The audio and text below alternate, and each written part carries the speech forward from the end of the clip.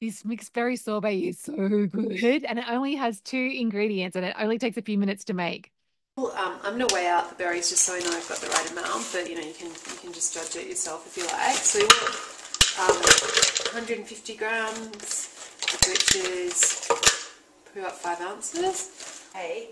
Then we're going to add just I'm going to start with 3 tablespoons of sugar, but you'll taste and you can add more or less. Add more if you think it needs it. It really depends on how sweet the fruit was. But frozen berries tend to be pretty ripe. And then we're just going to add a tablespoon of water, and that's going to help get things going. Because what we want to happen is the food process is going to pulverize the berries and break them down. Because they're frozen, they're kind of going to be turned into a really lovely sorbet kind of texture. So we'll get that going, and it might take a little while to go, but once you get enough warmth in there from the motor, the berries will melt down, and yeah, it couldn't be simpler. So you'll get to this stage where you've got kind of like very crumbs really. If you're feeling impatient, you can add more water, but just trust me, it just needs a bit of time to thaw out. So yeah, and I'm going to stop it there. So the texture is still quite firm, but it's only going to melt away. So you serve it just like that. So I hope I've inspired you to get yourself making this beautiful, simple, and so like healthy, delicious dessert. But before we go, I better introduce myself. So my name's Jules Clancy. I live in Australia, and I used to be a food scientist, but now I'm an extremely simple cooking coach.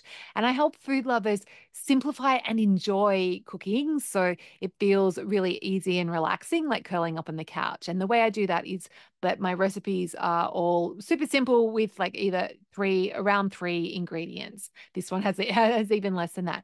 And then apart from the simplicity, the other thing that makes my recipes really unique is that I always include a list of variations. So for the mixed berry sorbet, if you did want to like mix it up, you can use any frozen fruit is going to work well here. So I've made it with frozen cherries or frozen mango or frozen berries, other berries like strawberry, raspberries. It's really good with a raspberry one. Or you can chop up banana and have like puree the banana up to make a really delicious sorbet, or frozen grapes will work really well. If you wanted it to be lower sugar and you didn't want to add the sugar, you can just do it with the berries, but depending on the ripeness of the berries, you may not want that extra sweetness. And then if you wanted to make it like a bit more of an ice cream experience, you could add some cream in instead of the water or as well as the water, and that would just a little bit of cream can be really lovely. And then if you wanted like a bit of a chocolate vibe, you can always like shave some chocolate over the top or stir through some finely chopped chocolate chips at the end. So, yeah, I hope you found this inspiring, and just make sure you subscribe to my channel so you can get more simple, healthy options coming into your feed like this one. Okay, talk soon.